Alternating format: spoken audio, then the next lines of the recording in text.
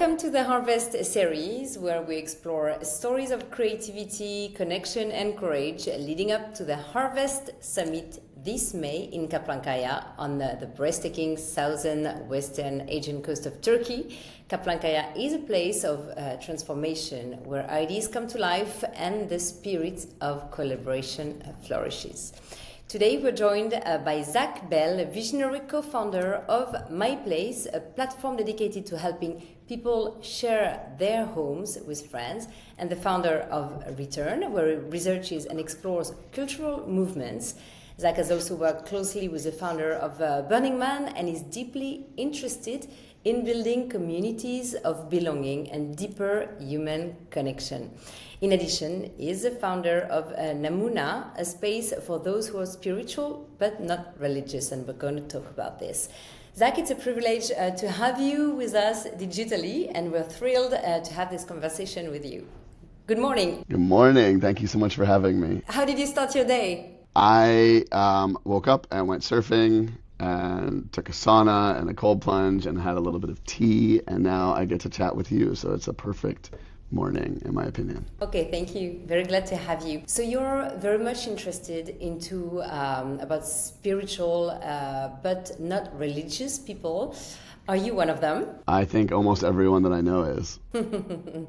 Okay, and so who are these people and what do they have in common? I first heard about it about 8-9 years ago. I got invited to a academic conference in California called the SBNR conference, and it was a gathering of like deans and provosts and professors from liberal arts universities around the world who were studying this phenomenon called SBNR, and SBNR is short for spiritual but not religious. And I looked at the guest list of the conference and I was like, what am I doing being invited to this conference? And then early on in the conference, I realized that I was like the monkey that they were studying.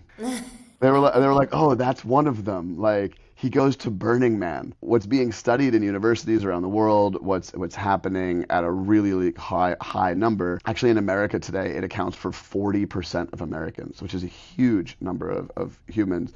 And it's people who are spiritual but not religious. And I think where it's come from is nowadays we have access to all of the wisdom teachings of all of the religions and mystic groups and occult religions from around the world, and people are, kind of practicing this connection to spirit outside the boundaries of traditional, like, dogmatic mainstream religions. And it's widespread. They call it the fastest growing spiritual movement in the history of humans. What are these?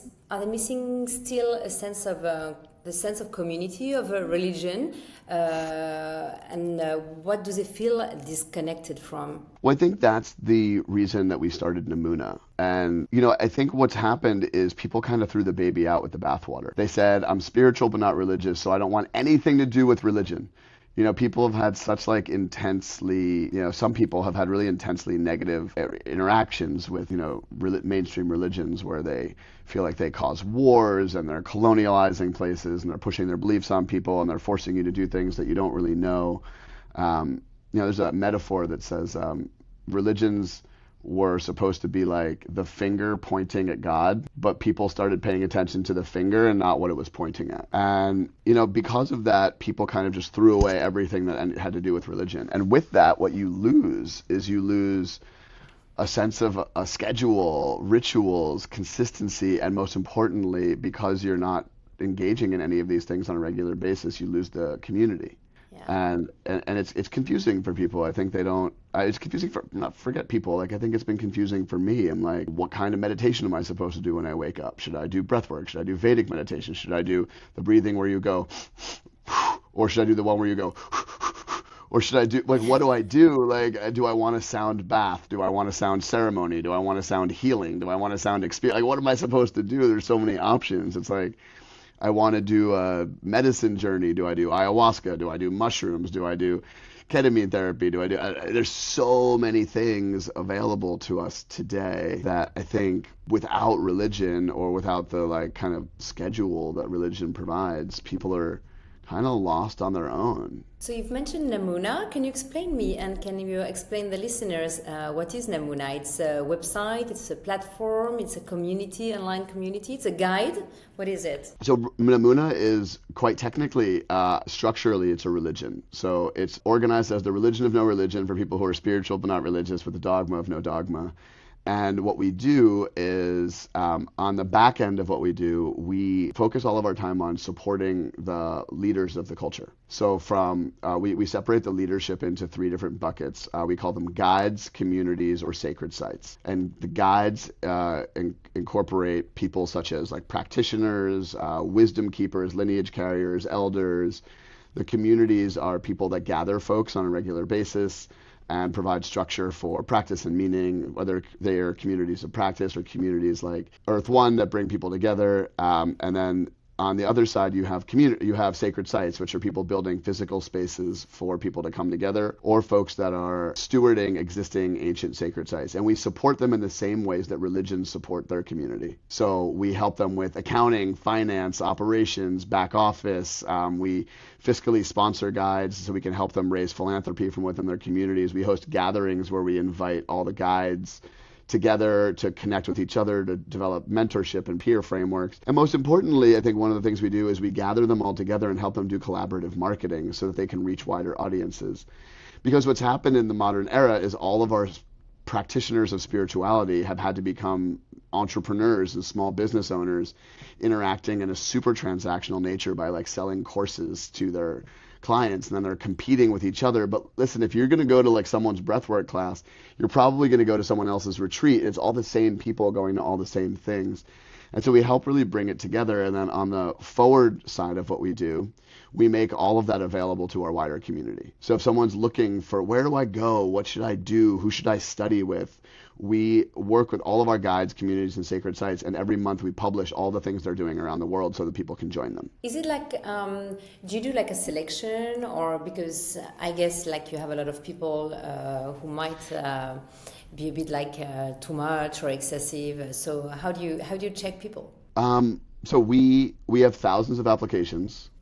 And currently we only work with 30 people. So do you think the rise of a spirituality without a religion is a part of a larger cultural shift? Yeah, definitely. I think I use an analogy to describe what I think is going on. There's an old Vedic story that became a Hindu story about 5 blind men who touch an elephant. And one of the blind men touches the elephant's belly and said, "Elephant's like a wall." The other blind man touches the elephant's leg and said, "Elephant's like a tree." Another blind man touches the elephant's tusk and said, "Elephant's like a snake." Another one touches the tail and said, "Elephant's like a rope." Another one touches the tusk and said, "Elephant's like bone." And the story is meant to say that all 5 blind men represent the major world religions and science, and they're all doing the best they can to describe the little part of the bigger thing that they're touching. What I think is happening today is all of those blind men are all opening their eyes, and they're all able to see the bigger thing that they're touching. And more importantly, they're all able to see that what each other are touching and the way that they're touching it is true and real. And because we have access to indigenous elders from all these tribes from around the world and all the mystics from all the religions, there's no such thing as secret like teachings anymore. It's all available.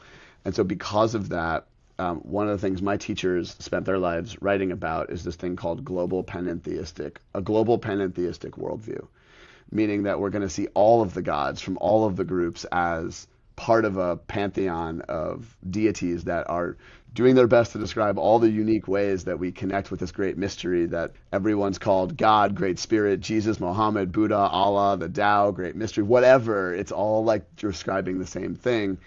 And so we're needing to come up with new ways to interact with it now that we know that all of the ways to get to it work in their own way. And people are, it's a spiritual and cultural revolution, a renaissance of thinking and how to approach these things that we've never seen before. And so that's what's going on, I believe. Do you think because there is no territory, it would reduce the risk of war? Well, there is no thing to go to war. I was just, Namuna just hosted a trip last year to Mongolia, and we learned about Genghis Genghis Khan. One of the things that was interesting to learn about him, he was known as the Great Uniter, right? He united all these diverse communities. And what he would do, in my understanding, is he would go into a new territory and say, hey, listen, we're going to be tolerant of all religious views, or I'm going to kill you and your entire family. If you're not tolerant of all these things, I'm going to kill everyone you know. And so what's interesting is we're not doing that nowadays because there's no territory, but the way to really unite the world is to be tolerant of all the other unique cultures and people in the world. And so the religion of no religion will never have like an entity with a church, with a dogma. It's antithetical to the whole thing. It's very Gnostic in many ways. What do you do against criticism sometimes of people who say people are appropriating Eastern and indigenous traditions in ways that may not honor their cultural origins? I think, first of all, I think we've reached peak wokeness, and I think that like anytime anyone who's not of a culture is doing something that is from that culture, there used to be like 10 years ago everyone would attack you for being like culturally appropriating things. I think we're past that as culturally, as in a way that we weren't maybe 10 years ago, even 5 years ago. And I think people are realizing that if traditions don't become modern, they die. And if you look at some of the oldest traditions we have in the world, from India and from the Indian subcontinent, the Vedic teachings of like the Upanishads and the Vedas have survived for 6,000 years. And they're currently alive in a thing called Hinduism. And they are constantly being reinvented. They're constantly being made modern. They're constantly changing. I think it's tricky nowadays I worked with a teacher many years ago who came from India, and he said the way that it used to be is you used to have to go to the teacher and get his blessing or her blessing before you were allowed to teach. He was like, but nowadays anyone can just start doing it. And so what I did with my teachings that I learned in India is I trademarked it and patented it in the United States. And so you have to come to me literally or I'll sue you. And not because I'm a capitalist, but because that's how you guys do it over here in the US. And so I think we really want, one of the things we're doing with Namuna is like we're not supporting anyone who doesn't have a lineage of some sorts. And one of our teachers recently described a lineage is if your teacher had a teacher. Yeah, okay.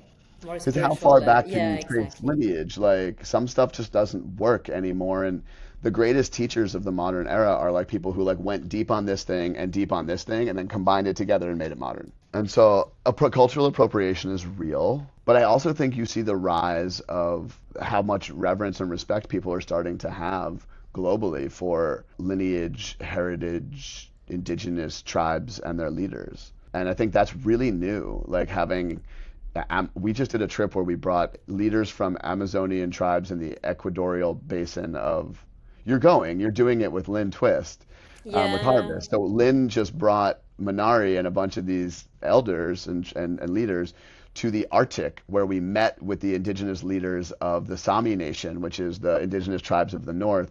And both the tribes from the north and the tribes from the south have had prophecies of meeting each other. And we brought them together so that they could like sing their songs together in a new form of a ceremony that was supported by the Sami people because we're in their land with the songs of the Amazon.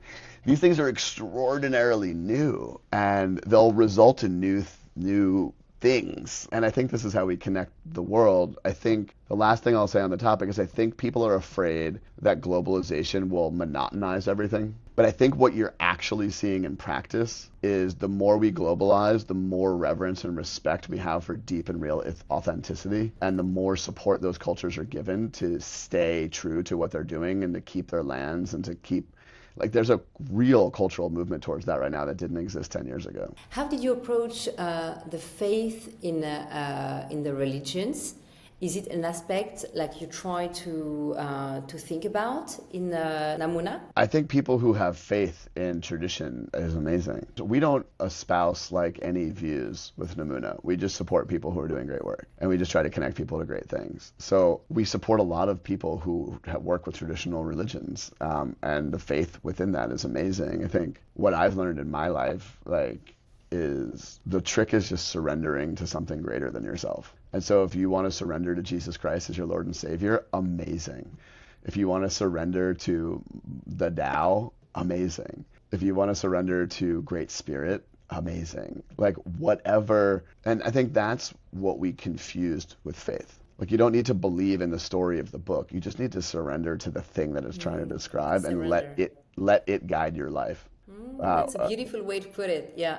My partner and my girlfriend, who runs Namuna, organized a trip for us to meet Michael Singer last year, who's the author of The Untethered Soul and the Surrender Experience, and he just encapsulates it so well. I mean, he's probably the first person to write about surrender that makes sense to anyone, no matter what you believe in. In your work, you've placed a strong emphasis on community.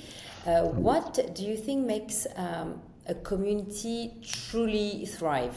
Consistency. Okay, of meetings, of anything. Whatever you do, you just have to do it consistently. I mean, life is chaos and entropy exists and everything's just coming apart constantly.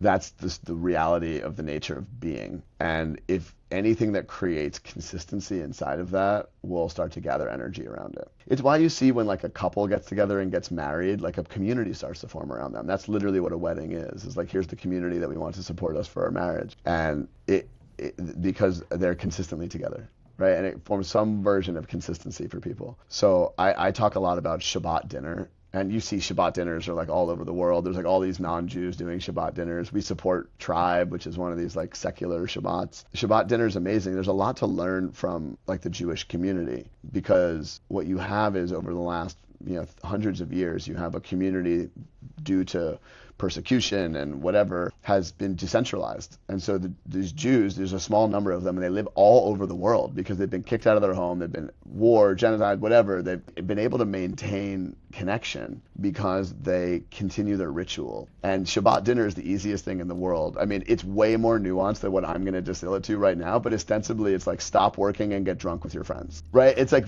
how easy is that? Every Friday, you just, at the sunset, you just turn off your phone and you get drunk with your friends. Amazing. Like, it's so easy, and people try to do all these complex rituals and these complex things, or like, every full moon we do 12 sun salutations, whatever, just do anything consistently. We always point finger on technology as a destroyer of connection. Do you think technology, on the contrary, can play a role in connection? Yeah, I think that's wrong. I wholeheartedly disagree with that. And every time I see people say that, I try to show them the other thing. I mean, you have to remember, like 2010, I lived in San Francisco in 2010. It was the most inspiring place in the world. There was a company that was like, we are going to connect the whole world, and so we can all speak. And they did. And we can. Like today, we can speak to anyone at any time in any language instantly for free. That's insane. We're young in it, and we're learning how to use this stuff. It's not the phone's fault that you're not talking to your friends. It's you're not learning to use your phone. Like, donuts aren't bad, but if you eat them all day, you will get diabetes, right? Like it's inherently, like, we've learned how to work with donuts, and like some of us don't. Some of us eat donuts all day and they'll get sick. And what we've learned, and we're learning as a culture, to use this incredible new tool that we have. And I mean, the best quote that I ever heard is that the internet makes close people far and far people close. But we have to learn how to do it. Like we as a human organism are learning in the last 50 years, we got the ability to see Earth from space. We never could see that before. For the first time ever, can see our planet. That's revolutionary in just the mindset of every single being on the planet. We can talk to each other. We can fly around the world relatively inexpensively to get places that in other times, like, half your family would die and it would take you 30 years to get there. This is an extraordinary moment in human history, and we're just getting started. So rather than demonizing the tool and making the tool inherently bad, learn to use it. That's one of the reasons I think meditation is so popular nowadays, is because you quite literally have to learn how to meditate if you want to lose your phone and not go crazy. Yeah, it's just, you have to. Like, it's almost like a requirement. Like, there should be like a 5-minute meditation training before you get your first iPhone. Is San Francisco still the leading place to think about communities? I don't think there's any one place in the world to think about community. But if you want to work in technology, There's nowhere other than San Francisco. I mean, the Bay Area for the last 80 years has been the most impactful place in the history of the planet. Nowhere else has consistently created and deployed civilization scale technology. Consistently. From the silicon processor to the 1960s counterculture revolution to the first place that like Eastern philosophy was blended into Western worldviews, to the iPhone, to the internet, to social networking, to Google's incredible. You ever remember the internet before Google? It was unusable. There was like all this information. You had to like write code to find it and like close 30 pop-ups. They structured all the world's knowledge and made it searchable. Email, calendar, like these are just like simple things that we don't think about. They're profoundly impactful. Google Drive, cloud-based computing, like all of these things have come out of this little area. And if you want to, which is why philosophers show up there too, because they're like, we got to figure out how to make sense of all this stuff. Is it still there? Yes. If you want to work in technology, there's nowhere better in the world. There's capital, there's ideas, there's risk tolerance, there's the ability to take risks and try things. Community, I don't know. I mean, the places I've learned some of. About with Burning Man. I was thinking a bit with Burning Man. Burning Man's another one I forgot to mention. Like it's the corner of Haight-Ashbury. You know the story of like the corner of Haight-Ashbury in 1960? Like it was the center point of the counterculture hippie movement. It was in San Francisco. For the last 30 years, the center point of the counterculture movement of the modern era has been Burning Man. You've worked closely with Burning Man. I was an advisor for the Burning Man org for many years. I still kind of am. What did you learn from that? And how were you inspired for Namuna? Somewhat. I mean, I've been inspired by everything that I've done from Burning Man. From when we were building Habitas, which was the hotel company that I built with Eduardo and Kafir and Oliver Ripley. It was a Burning Man camp. And now it's a Burning Man, something that started as a Burning Man camp became the first Western-facing hospitality operation in the Kingdom of Saudi Arabia. What? A Burning Man camp opened up Saudi Arabia to the West. That's crazy. Yeah. Crazy to think about that way. I mean, talk about diplomacy. How cool. MyPlace was all about sharing. Like, I've traveled the world through hosting and being hosted by people that I meet and friends of friends.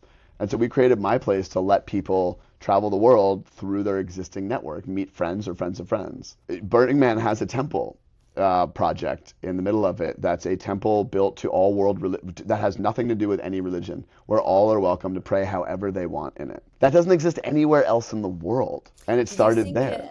Did you think like Burning Man kept the same spirit, becoming bigger, and if so, how? And is it a challenge, the real challenge, or are there other challenges? Yeah, everything changes. New York, man, people always say like, oh, I missed New York in the good old days. I'm like, when there were gangs of people in the streets and the Italians were slaughtering the Irish and like you would get decapitated if you didn't, and there was poop flowing on the sidewalks. Is that the good old days that you miss? It's like everything is changing constantly, and Burning Man has changed radically. I mean, in 2011, Burning Man sold out and was one of the first real things to go like really viral. I wanted to know if behind your search of a community and your interest in communities, there was a personal story behind this for you? Yeah, I didn't have one, and I don't think many of us do. Like for my parents, like their community was the town they lived in. So it was super important where you went to live because that was your people. For their parents, it was the church or the temple, depending on which one of my parents you follow. And it was your local church, your local temple, people near you. And I knew there was people like me, but I couldn't find them. And they certainly weren't the people in the town I was growing up in. Some of them, but not most of them. And so I knew there were people like me, so I went looking for them. And I found them everywhere, but nowhere specifically. And what I've realized in my life and career is that if you're alive today, you are a pioneer of identity and meaning and community. We're figuring it out anew. It's not a new thing. Community is not new. Our desire for community isn't new. And community gives you personal identity. There's a great philosopher who says, if you have an I am, you by default get a we are. And you won't get a we are without an I am. And so if people don't know what they are or Yeah. what we are, you don't have the other one. And I think that's what's destabilizing about the world. That's why people feel so lonely.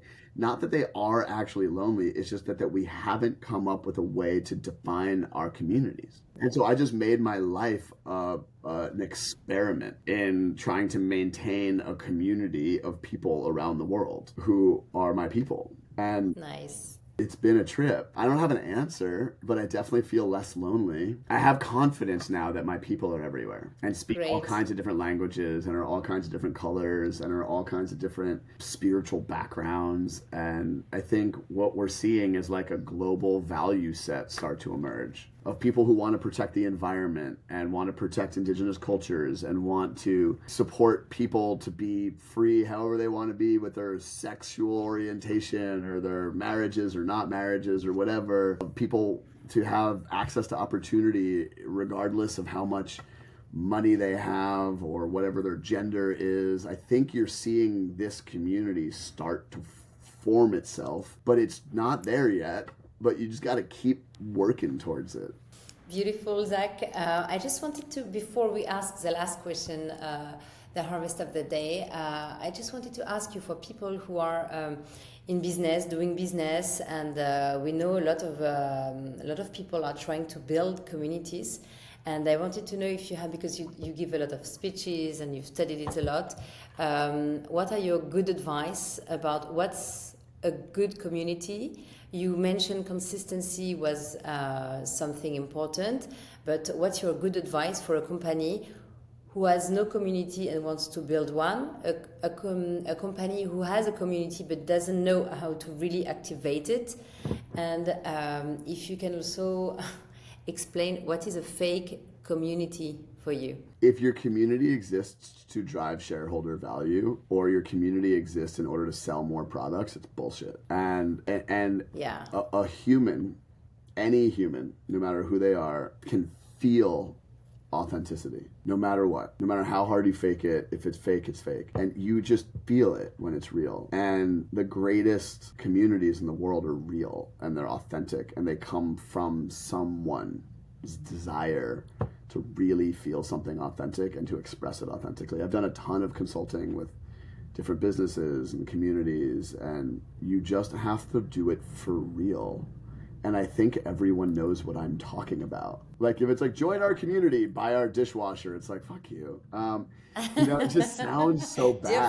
Dear family. It's like, yeah, dear family, buy our new product. It's like, if you really want to commit to having a community as part of whatever it is that you do, that has to be done from an authentic desire to connect with individuals around shared values and a commitment to do it regularly. And it will drive shareholder value and it will sell you more products, but only if it's done for that reason. And like when we did the community stuff with Habitas, it was like, we looked at it and we said, we are going to lose money on this, but it's going to be worth it. And it was. The question is, when is it okay to pay to belong to a community and when is it not okay? I mean, members clubs have existed forever. And, that's like, okay, like our club is $25,000 a year. Okay, cool. You're going to do a rich person club. Great. Just call it what it is. It's not going to be included. That's fine. I spent a lot of time over my past building communities for wealthy people. And it doesn't land for me in the way that I want it to. It's not what I want to be around anymore. So I'm now a huge fan of like patron-supported communities. Both myself and my friend Bear Kate, who's an amazing community builder, came to it, I think, on our own over the last years of spending so much time. It's like, in the Renaissance, patrons were supporting things that everyone had access to. And so and I spent a lot of time with some of the wealthiest people in the world, and who they want to be around is not other people like them. There are plenty of places where really rich people can hang out with each other. We don't need any more of those. So it's okay to do it. It's just, to me, not interesting anymore. What's interesting now is, okay, we've got really wealthy people. Cool. Pay for the whole event, and we're going to bring half of the event of people who can't afford it and are extraordinary human beings. because their value is different. And, you have to be really attuned and aware of that. Should every single person who can't afford to come to something be allowed to come to something? No, because their values are probably not aligned. But anyone who's contributing, like all community, every project, like with Harvest and what you all built, like people contribute in such wildly different ways. And some people contribute with money, and some people contribute with vibe, and some people contribute with the workshop they teach or the work that they do or spirituality or whatever, food or whatever you have to contribute. You have to really authentically be expressing that in your life, or you gotta buy a ticket. Or you gotta buy a ticket. And your next session is on courage, right? Yes, exactly. And I wanted to ask you something about courage, because in May we're going to talk about courage. And I wanted to know what courage means for you. I just got it. I just got courage. To me, that word is just a deep trust in yourself. Courage is just a deep trust that the universe has got it. And surrender. And just do it. Just go out there. And I think the biggest step for me recently was I was like, I don't need to be a rich guy, and I can be successful. Yeah. I have different things to offer in the world. And I think in the Western world in the last 20 years, they've made the only path to success one of becoming wealthy. And when you spend enough time with the wealthiest people, you just know that that's not what success is. Nor was it even something that they even went after. Most people who become very wealthy never sought wealth, and we're taught that that's the path. And so I think courage today is breaking off of the story and going out and living fully authentically to what the universe wants you to be doing. Whatever that means, you're going to be fine. I wanted to ask you if you had an example of someone you've witnessed showing extraordinary courage, or if you had to use exceptional courage in your life at some point. Maybe you've answered this, or do you want to add something? This is an unpopular opinion. Go. Elon Musk has extraordinary courage. That person has put every single thing they have on the line for every single thing they've ever created, and is attacked by hundreds of millions of people constantly and doesn't stop. And whether or not you like him or not, he's doing big things that are pushing the world forward in different ways, whether it's getting everyone internet, whether or not you think it's a good thing, it's helpful. Their electric cars are popular now. We thought we always wanted electric cars. We have them. Solar panels, big deal. We wanted renewable energy. We wanted electric cars. We wanted people to have communication wherever they are in the world. He did it, doing it, and he's attacked insanely. And so I think there's a lot of courage in all people who are really successful, because you just get people want to do the tallest monkey thing. You ever the highest monkey, kill the highest monkey. It's I published something a few months ago, and I just got someone just said the most hateful stuff, and all my friends were like, that is a sign of success. That is the modern sign of success. That's a good way to see it. Yeah. If internet people hate you, you have become successful modern. So I think there's a lot of courage in just saying whatever the hell you want. Even a lot of these Instagram influencers, they're living their lives publicly and they get attacked. It's courage there. Just being able to just not care what other people think is a huge amount of courage. Whether those people are your parents, your church, your community, or local governments, it's wild. I mean, all these Amazonian leaders that are flying out around the world to go to conferences in New York and LA and Turkey. A lot of courage there to leave a complete world that you've known, to go out into the world to try to change this machine that's attacking you. It's a wild moment to be alive. I think it takes courage to do anything today, because how so quickly people are to judge you and how publicly they can judge you. True. Well, Zach, thank you so much for sharing your insight about communities and about Namuna. Where can people follow you? I mean, my website, ZachMBell, ZachMBell.com, has links to everything, but you can go download MyPlace on the App Store. You can find Namuna on Instagram and namuna.earth. You can find my podcast on Spotify, on Apple, on YouTube, Substack, All the places. I'm just putting stuff out in the world right now. Okay, Zach Bell, thank you so much. It was a pleasure to have you, and thanks for being so generous with your time. Yeah, thank you so much for having me. I loved my experience at Harvest and then Kaplan Kaya, and I look forward to coming back one day.